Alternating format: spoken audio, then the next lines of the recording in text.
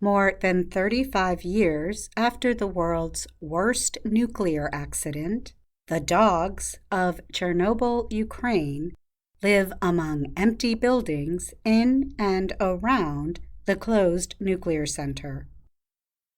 The animals continue to find food, mate, and survive. Scientists hope that studying the dogs can teach humans about new ways to live in severely difficult, unforgiving environments. The researchers published a genetics study recently in the magazine Science Advances. It centers on 302 dogs living in a government-identified exclusion zone around the area of the disaster. The area has dangerously high levels of radiation. The scientists identified dog populations that received different levels of radiation. The research found genetic differences among the dog groups that make them different from one another and other dogs in other parts of the world. Genetics expert Elaine Ostrander with the National Human Genome Research Institute is one of the study investigators. She said the scientists had a great chance to examine a situation that could help answer an important question. How do you survive in a hostile environment like this for 15 generations? Tim Mousseau is a professor of biological sciences at the University of South Carolina and a member of the study team. He said the dogs provide an incredible tool to look at the impacts of this kind of a setting on mammals. Chernobyl's environment is fierce. On April 26, 1986, an explosion and fire at the Ukraine power plant released huge amounts of radioactivity into the atmosphere. 30 workers were killed immediately.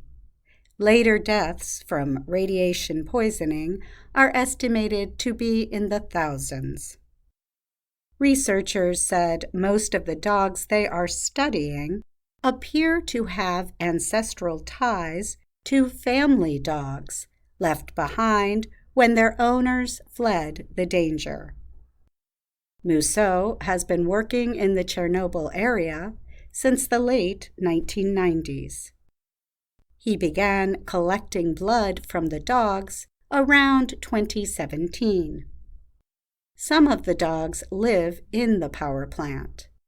Others are about 15 kilometers or 45 kilometers away. At first, Ostrander said, the team thought the dogs might have mated so closely over time that they would be much the same.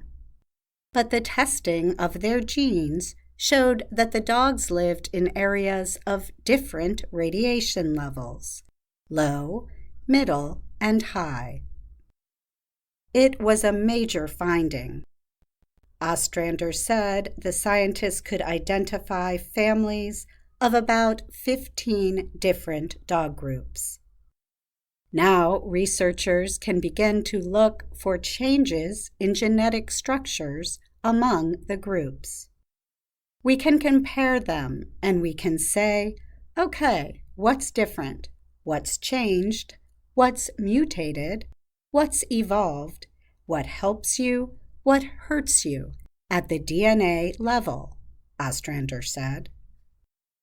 Scientists said the research could have wide uses.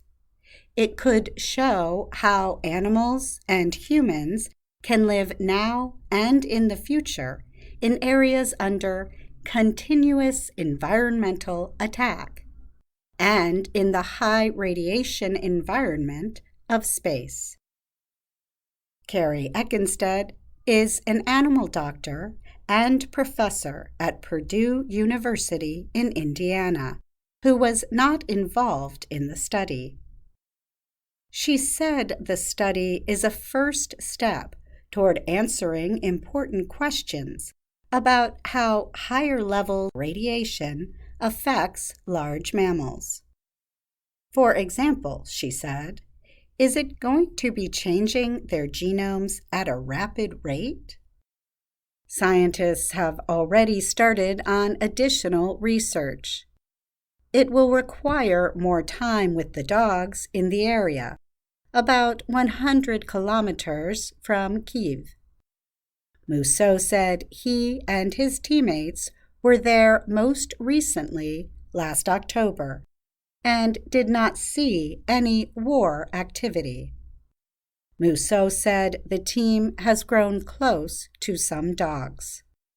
Even though they're wild, they still very much enjoy human interaction, he said, especially when there's food involved.